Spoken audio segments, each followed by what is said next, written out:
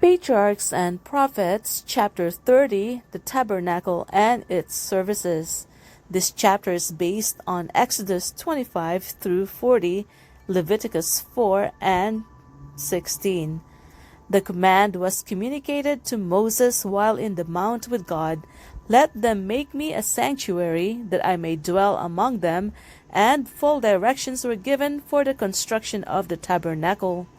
By their apostasy, the Israelites forfeited the blessing of the divine presence, and for the time rendered impossible the erection of the sanctuary for God among them. But after they were again taken into favor with heaven, the great leader proceeded to execute the divine command. Chosen men were specially endowed by God with skill and wisdom for the construction of the sacred building. God himself gave to Moses the plan of that structure, with particular directions as to its size and form, the materials to be employed, and every article of furniture which it was to contain. The holy places made with hands were to be figures of the true patterns of things in the heavens. Hebrews 9 verses 24 and 23. A miniature representation of the heavenly temple, where Christ, our great high priest, after offering his life as a sacrifice, was to minister in the sinner's behalf. God presented before Moses in the mount a view of the heavenly sanctuary, and commanded him to make all things according to the pattern shown him. All these directions were carefully recorded by Moses, who communicated them to the leaders of the people. For the building of the sanctuary, great and expensive preparations were necessary. A large amount of the most precious and costly material was required. Yet the Lord accepted only free will offerings. "Of every man that giveth it willingly with his heart, ye shall take my offering," was the divine command repeated by Moses to the congregation. Devotion to God and a spirit of sacrifice were the first requisites in preparing a dwelling place for the Most High.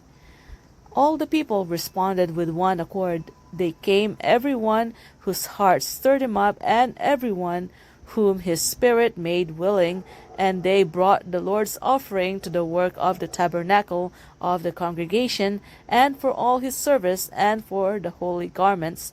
And they came, both men and women, as many as were willing-hearted, and brought bracelets, and earrings, and rings, and tablets, all jewels of gold, and every man that offered an offering of gold unto the Lord. And every man with whom was found blue and purple and scarlet, and fine linen, and goat's hair, and ram's skins dyed red, and seal skins, brought them. Every one that did offer an offering of silver and brass brought the Lord's offering. And every man with whom was found acacia wood for any work of the service brought it. And all the women that were wise-hearted did spin with their hands, and brought that which they had spun, the blue and the purple, the scarlet and the fine linen. And all the women whose hearts stirred them up in wisdom spun the goat's hair. And the rulers brought the onyx stones, and the stones to be set for the ephod, and for the breastplate, and the spice, and the oil for the light, and for the anointing oil, and for the sweet incense. Exodus 35 verses 23 to 28. While the building of the sanctuary was in progress, the people, old and young, men, women, and children, continued to bring their offerings until those in charge of the work found that they had enough, and even more than could be used. And Moses caused to be proclaimed throughout the camp, "Let neither man nor woman make any more work for the offering of the sanctuary." So the people were restrained from bringing the murmurings of the Israelites, and the visitations of God's judgments because of their sins are recorded as a warning to after generations. And their devotion, their zeal, and liberality are an example worthy of imitation. All who love the worship of God and prize the blessing of his sacred presence will manifest the same spirit of sacrifice in preparing a house where he may meet with them. They will desire to bring to the Lord an offering of the very best that they possess, A house built for God should not be left in debt, for he is thereby dishonored. An amount sufficient to accomplish the work should be freely given, that the workman may be able to say, as did the builders of the tabernacle, "Bring no more offerings." The tabernacle was so constructed that it could be taken apart and borne with the Israelites in all their journeyings. It was therefore small, being not more than 55 feet in length and 18 in breadth and height. It was a magnificent structure. The wood employed for the building and its furniture was that of the acacia tree, which was less subject to decay than any other to be obtained at Sinai. The walls consisted of upright boards set in silver sockets and held firm by the pillars and connecting bars, and all were overlaid with gold, giving to the building an appearance of solid gold. The roof was formed of 4 sets of curtains, the innermost of the fine twined linen and blue and purple and scarlet, with cherubim of cunning work.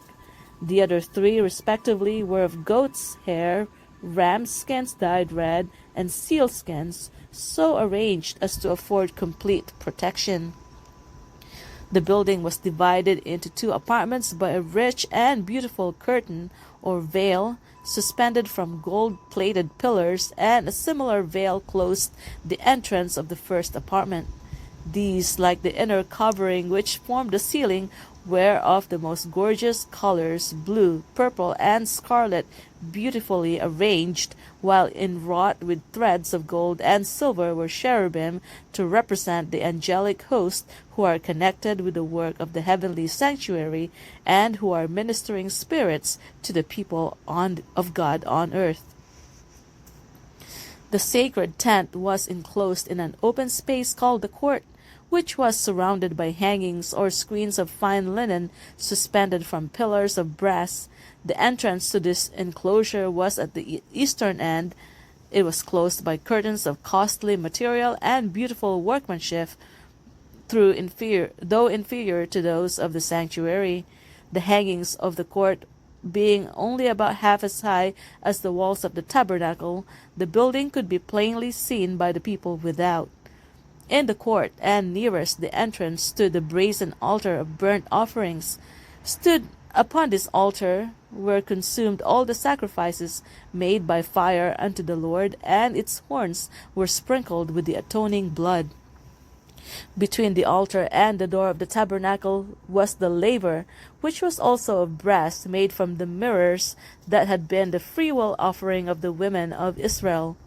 At the laver the priests were to wash their hands and their feet whenever they went into the sacred apartments or approached the altar to offer a burnt offering unto the Lord. In the first apartment or holy place were the table of showbread, the candlestick or lampstand, and the altar of incense. The table of showbread stood on the north, with its ornamental crown. It was overlaid with pure gold.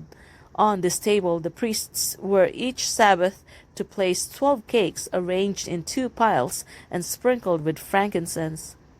The loaves that were removed, being accounted holy, were to be eaten by the priests. On the south was the 7-branched candlestick with its 7 lamps.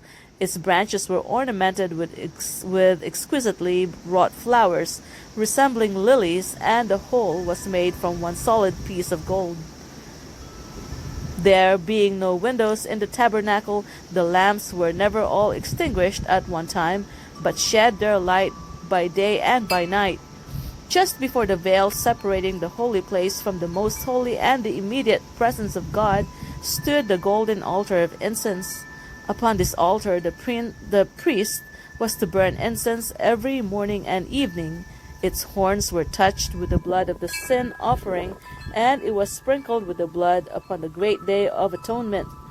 The fire upon the altar was kindled by God himself and was sacredly cherished.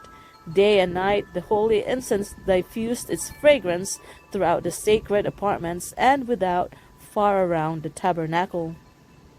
Beyond the inner veil was the Holy of Holies, where centered the symbolic service of atonement and intercession, and which formed the connecting link between heaven and earth. In this apartment was the ark, a chest of acacia wood, overlaid within and without with gold, and having a crown of gold about the top. It was made as a depository for the tables of stone upon which God himself had inscribed the Ten Commandments.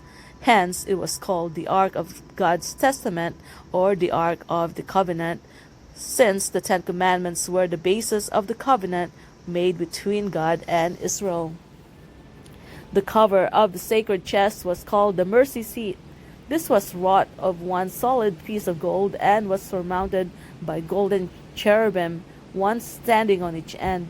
One wing of each angel was stretched forth on high, while the other was folded over the body. Ezekiel 1 verse 11, in token of reverence and humility. The position of the cherubim, with their faces turned toward each other and looking reverently downward toward the ark, represented the reverence with which the heavenly host regard the law of God and their interest in the plan of redemption. Above the mercy seat was the Shekinah, the manifestation of the divine presence, and from between the cherubim God made known his will. Divine messages were sometimes communicated to the high priest by a voice from the cloud. Sometimes a light fell upon the angel at the right to signify approval or acceptance, or a shadow or cloud rested upon the one at the left to reveal disapproval or rejection. The law of God enshrined within the ark was the great rule of righteousness and judgment. That law pronounced death upon the transgressor, but above the law was the mercy seat upon which the presence of God was revealed, and from which, by virtue of the atonement, pardon was granted to the repentant sinner. Thus, in the work of Christ for our redemption, symbolized by the sanctuary service, mercy and truth are met together. Righteousness and peace have kissed each other. Psalm 85 verse 10. No language can describe the glory of the scene presented within the sanctuary.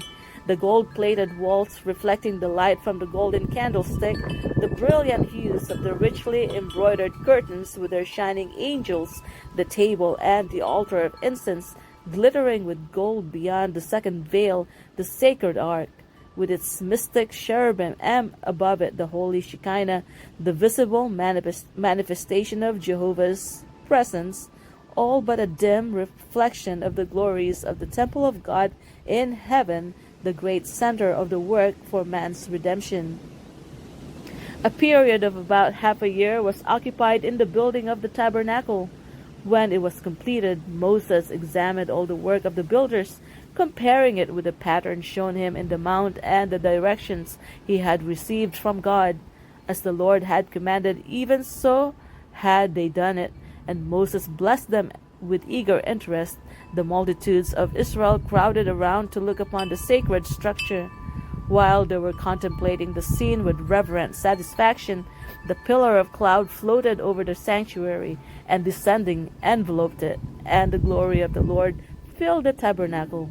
There was a revealing of the divine majesty, and for a time even Moses could not enter.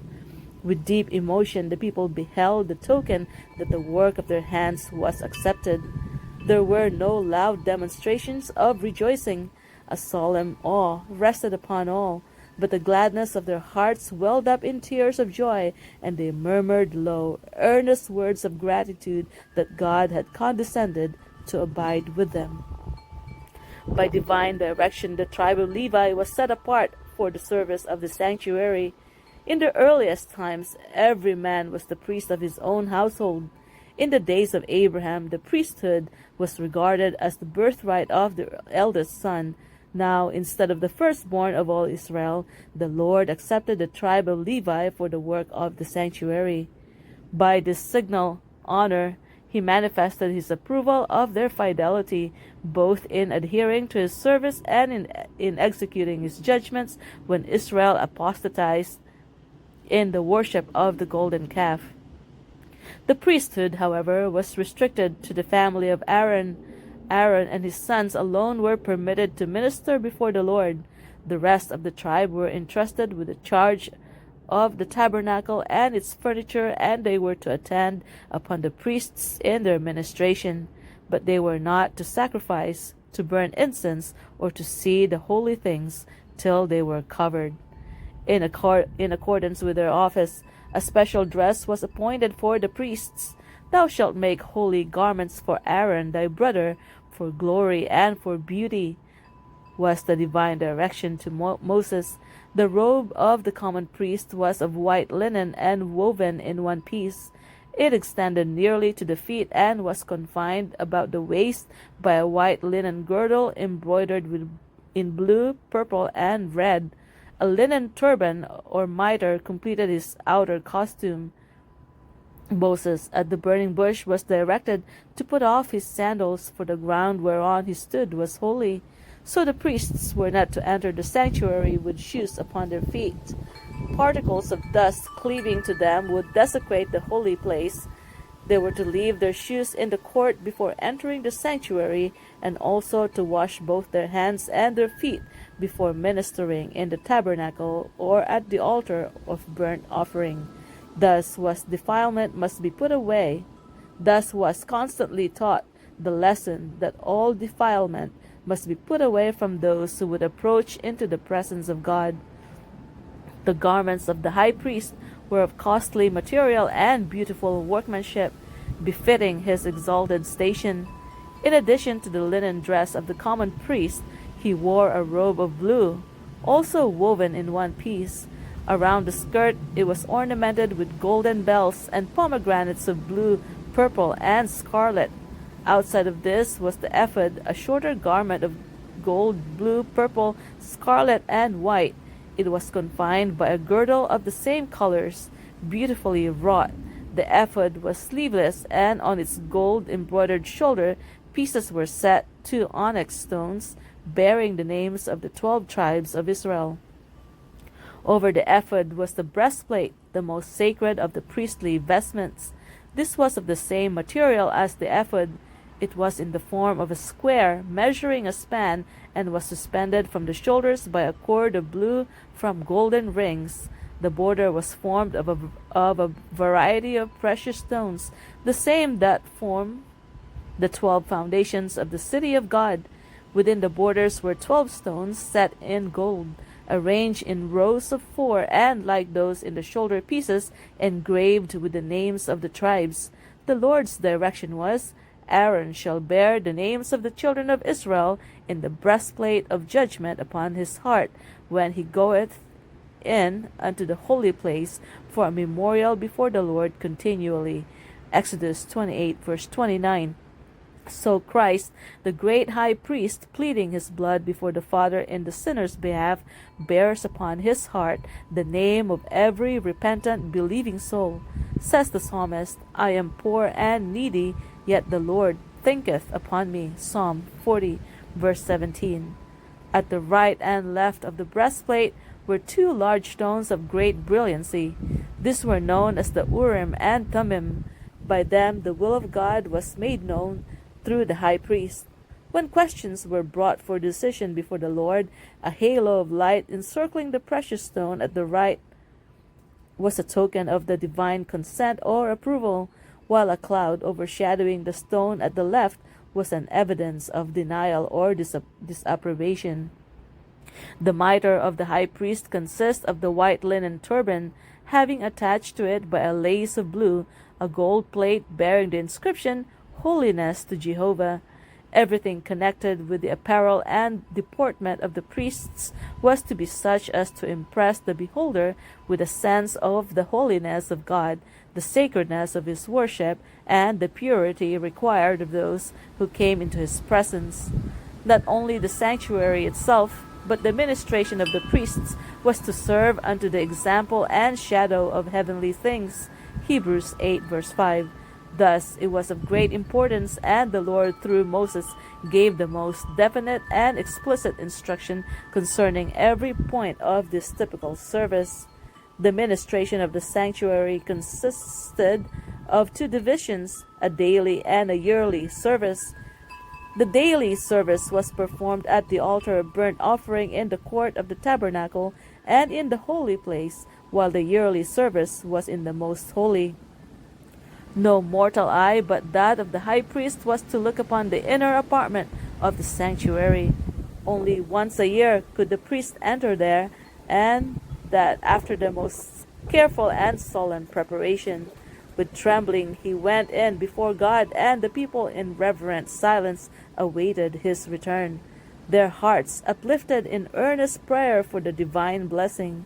Before the mercy seat, the high priest made the atonement for Israel, and in the cloud of glory, God met with him. His stay here beyond the accustomed time filled them with fear, lest because of their sins or his own he had been slain by the glory of the Lord. The daily service consisted of the morning and evening burnt offering, the offering of sweet incense on the golden altar, and the special offerings for individual sins, and there were also offerings for Sabbaths, new moons, and special feasts. Every morning and evening a lamb of a year old was burnt upon the altar with its appropriate meat offering, thus symbolizing the daily consecration of the nation to Jehovah and their constant dependence upon the atoning blood of Christ.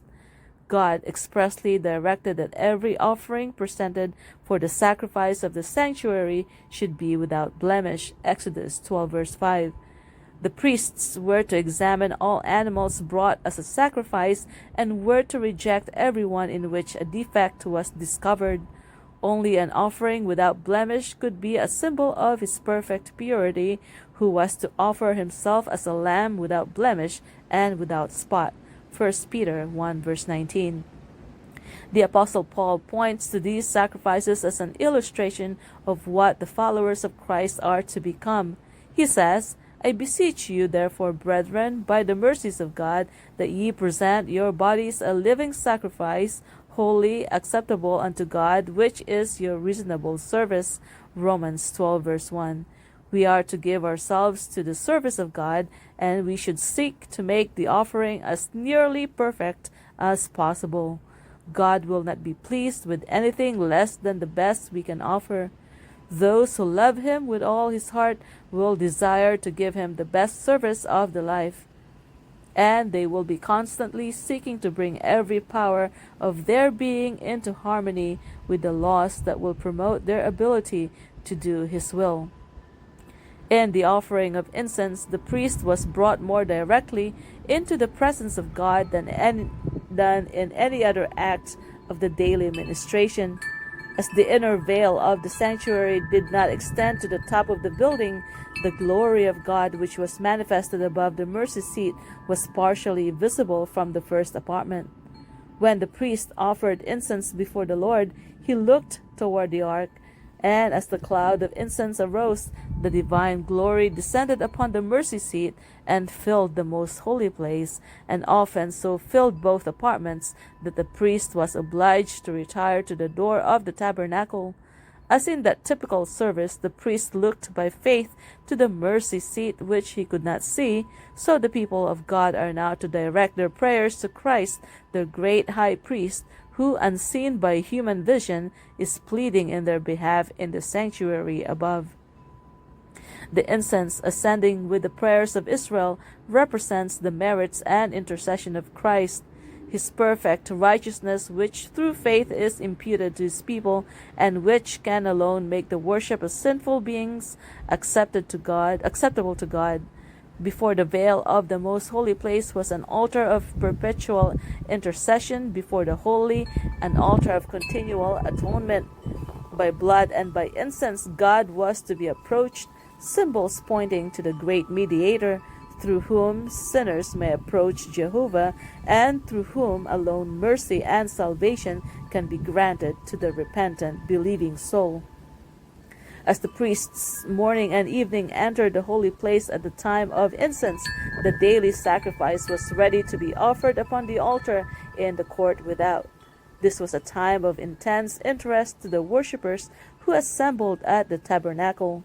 Before entering into the presence of God through the ministration of the priest, they were to engage in earnest searching of heart and confession of sin.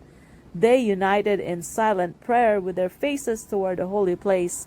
Thus their petitions ascended with a cloud of incense, while faith laid hold upon the merits of the promised Savior, prefigured by the atoning sacrifice. The hours appointed for the morning and the evening sacrifice were regarded as sacred and for the worship throughout the and they came to be observed as the set time for worship throughout the Jewish nation. The hours appointed for the morning and the evening sacrifice were regarded as sacred, and they came to be observed as the set time for worship throughout the Jewish nation. And when in later times the Jews were scattered as captives in distant lands, they still at the appointed hour turned their faces toward Jerusalem and offered up their petitions to the God of Israel. In this custom, Christians have an example for morning and evening prayer. While God condemns a mere round of ceremonies without the spirit of worship, He looks with great pleasure upon those who love Him, bowing morning and evening to seek pardon for their sins and committed and to present their requests for needed blessings. The showbread was kept ever before the Lord as a perpetual offering. Thus it was a part of the daily sacrifice. It was called showbread or bread of the presence, because it was ever before the face of the Lord. It was an acknowledgement of man's dependence upon God for both temporal and spiritual food, and that it is received only through the mediation of Christ. God had fed Israel in the wilderness with bread from heaven, and they were still dependent upon His bounty, both for temporal food and spiritual blessings. Both the manna and the showbread pointed to Christ, the living bread, who is ever in the presence of God for us. He Himself said, I am the living bread which came down from heaven. John 6, verses 48 to 51. Frankincense was placed upon the loaves. When the bread was removed every Sabbath to be replaced by fresh loaves, the frankincense was burned upon the altar as a memorial before God. The most important part of the daily ministration was the service performed in behalf of individuals. The repentant sinner brought his offering to the door of the tabernacle and, placing his hand upon the victim's head, confessed his sins, thus in figure transferring them from himself to the innocent sacrifice. By his own hand the animal was then slain, and the blood was carried by the priest into the holy place and sprinkled before the veil, behind which was the ark containing the law that the sinner had transgressed. By this ceremony the sin was, through the blood, transferred in figure to the sanctuary. In some cases the blood was not taken into the holy place, but the flesh was then to be eaten by the priest, as Moses directed the sons of Aaron, saying, God hath given it to you to bear the iniquity of the congregation. Leviticus 10, verse 17. Both ceremonies alike symbolized the transfer of the sin from the penitent to the sanctuary. Such was the work that went on day by day throughout the year. The sins of Israel being thus transferred to the sanctuary, the holy places were defiled, and a special work became necessary for the removal of the sins. God commanded that an atonement be made for each of the sacred apartments, as for the altar, to cleanse it and to hallow it from the uncleanness of the children of Israel. Leviticus 16, verse 19. Once a year, on the great day of atonement, the priest entered the most holy place for the cleansing of the sanctuary. The work there performed completed the yearly round of ministration. On the day of atonement, the 2 kids of the goats were brought to the door of the tabernacle, and lots were cast upon them, one lot for the Lord and the other lot for the scapegoat. The goat upon which the first lot fell was to be slain as a sin offering for the people, and the priest was to bring his blood within the veil and sprinkle it upon the mercy seat. And he shall make an atonement for the holy place because of the uncleanness of the children of Israel, and because of their transgressions in all their sins, and so shall he do for the tabernacle of the congregation that remaineth among them in the midst of their uncleanness. And Aaron shall lay both his hands upon the head of the live goat, and confess over him all the iniquities of the children of Israel, and all their transgressions in all their sins, putting them upon the head of the scapegoat, and shall send him away by the hand of a fit man into the wilderness, and the goat shall bear upon him all their iniquities into a land not inhabited. Not until the goat had been thus sent away did the people regard themselves as freed from the burden of their sins. Every man was to afflict his soul while the work of atonement was going forward. All business was laid aside, and the whole congregation of Israel spent the day in solemn humiliation before God with prayer, fasting, and deep searching of heart. Important truths concerning the atonement were taught the people by this yearly service. In the sin offerings presented during the year, a substitute had been accepted in the sinner's stead, but the blood of the victim had not made full atonement for the sin. It had only provided a means by which the sin was transferred to the sanctuary. By the offering of blood, the sinner acknowledged the authority of the law, confessed the guilt of his transgression, and expressed his faith in him who was to take away the sin of the world, but he was not entirely released from the condemnation of the law. On the Day of Atonement, the high priest, having taken an offering for the congregation, went into the most holy place with the blood and sprinkled it upon the mercy seat above the tables of the law. Thus, the claims of the law, which demanded the life of a sinner, were satisfied. Then, in his character of mediator, the priest took the sins upon himself, and leaving the sanctuary, he bore with him the burden of Israel's guilt.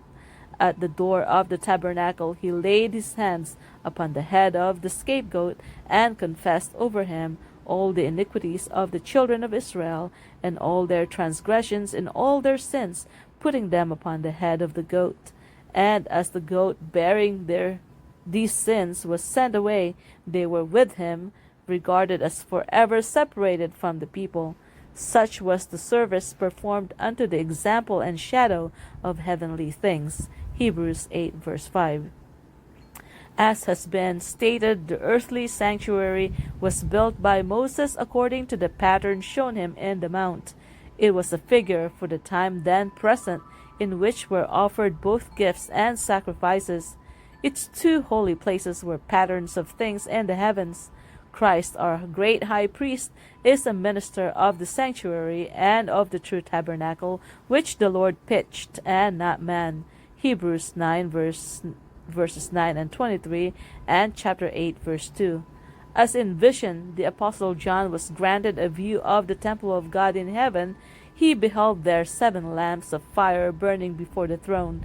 He saw an angel having a golden censer, and there was given unto him much incense, that he should offer it with the prayers of all the saints upon the golden altar which was before the throne. Revelation 4 verse 5 and chapter 8 verse 3. Here the prophet was permitted to behold the first apartment of the sanctuary in heaven, and he saw there the 7 lamps of fire and the golden altar, represented by the golden candlestick and the altar of incense in the sanctuary on earth.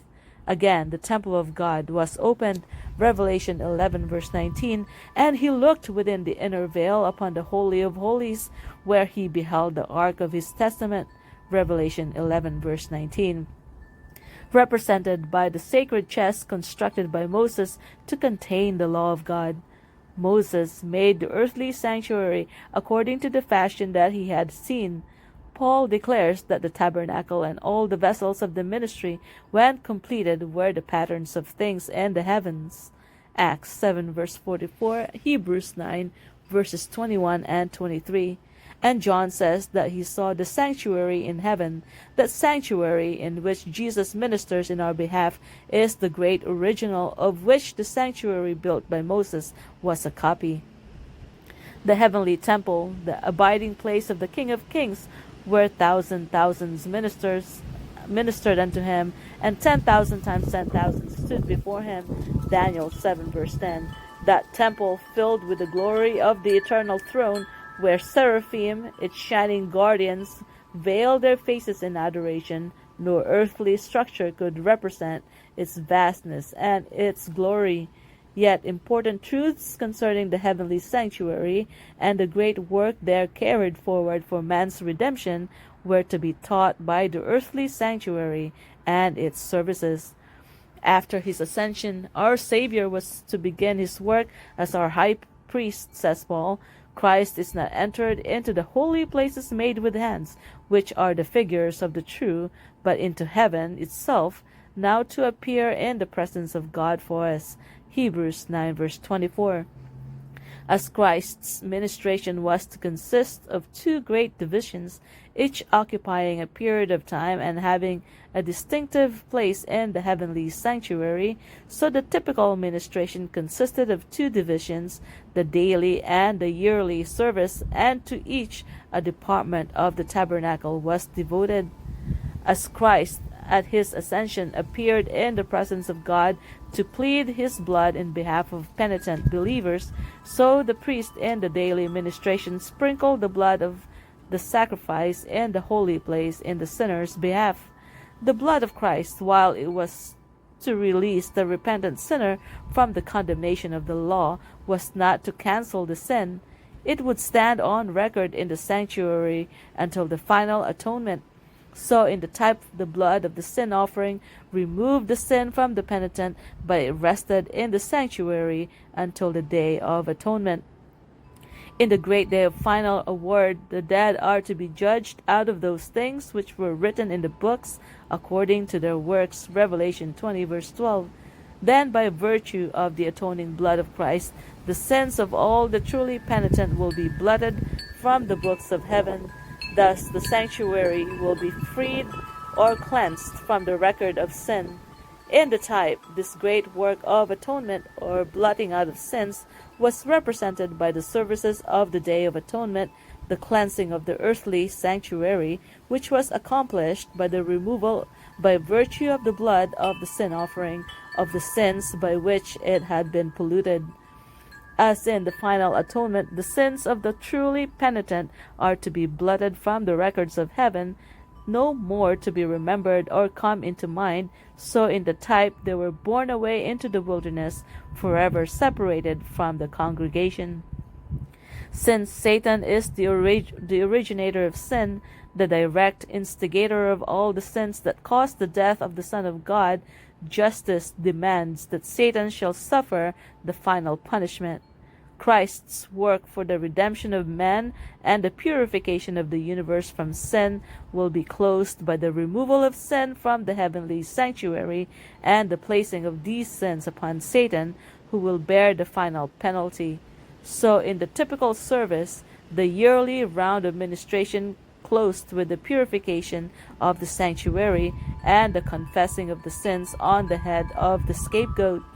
Thus, in the ministration of the tabernacle and of the temple that afterward took its place, the people were taught each day the great truths relative to Christ's death and ministration, and once each year their minds were carried forward to the closing events of the great controversy between Christ and Satan, the final purification of the universe from sin and sinners.